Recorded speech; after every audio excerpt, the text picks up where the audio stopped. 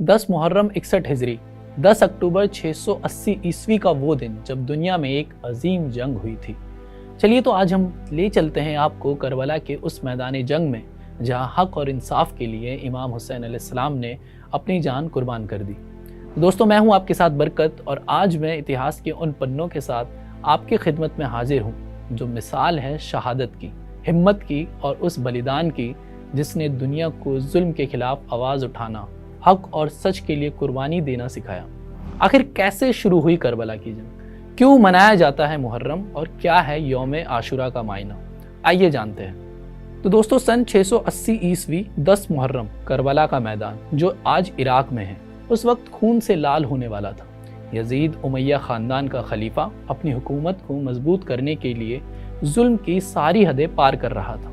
दूसरी तरफ थे इमाम हुसैन अलैहिस्सलाम, पैगंबर मोहम्मद सल्लल्लाहु अलैहि वसल्लम के नवासे, जिन्होंने यजीद की जालिम हुकूमत को कबूल करने से इनकार कर दिया। इमाम हुसैन अलैहिस्सलाम अपने 72 साथियों और अपने परिवार के साथ कूफा की ओर बढ़ रहे थे, जहां उन्हें समर्थन का वादा मिला था, मगर रास्ते में यजीद की फौज ने उन्हें करबला में घेर लिया। पानी की सप्लाई भी बंद कर दी गई, बच्चों और औरतों तक को प्यासा रखा गया और फिर 10 मुहर्रम यौम आशुरा के दिन एक ऐसी जंग शुरू हुई जो इंसाफ और हक की मिसाल बन गई। करबला का मैदान गवाह है उस बलिदान का जहां इमाम हुसैन ने अपने 72 साथियों के साथ जुल्म के खिलाफ जंग लड़ी। उनके काफिले में उनके 6 महीने के मासूम बेटे अली असगर भी थे। प्यास से तड़पते इस नन्हे बच्चे को जब इमाम हुसैन ने यजीद की फौज के सामने उठाया और पानी मांगा तो जवाब में तीरों की बौछार हुई। एक तीर ने हजरत अली असगर के गले को छेद दिया और वो मासूम इमाम हुसैन की गोद में ही शहीद हो गए। इमाम हुसैन के छोटे सौतेले भाई हजरत अब्बास जो काफिले के लिए पानी लाने फुरात नदी की ओर गए, उनकी भी शहादत दिल दहला देने वाली थी।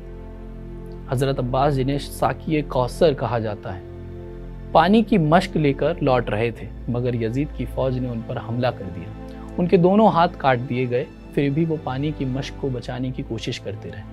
आखिरकार वो भी शहीद हो गए।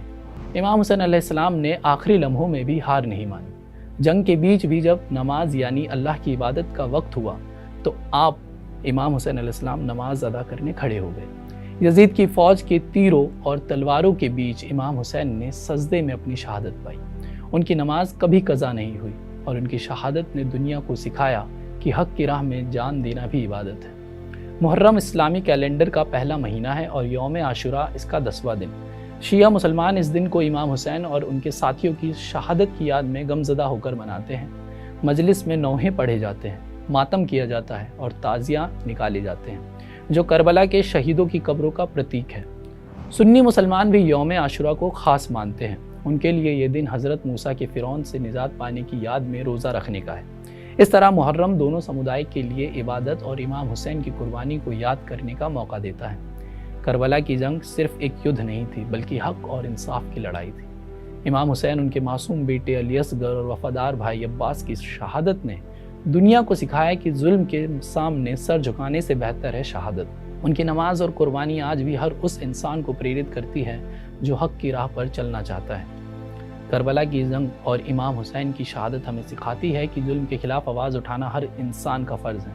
मुहर्रम का ये महीना हमें एकजुटता, इंसाफ और कुर्बानी का पैगाम देता है। तो इमाम हुसैन अलैहिस्सलाम की पूरी जो दास्तां थी आपको कैसी लगी और इस तरह की वीडियो पर आपकी क्या राय है हमें कमेंट करके ज़रूर बताएं। सब्सक्राइब भी ज़रूर कर दीजिए।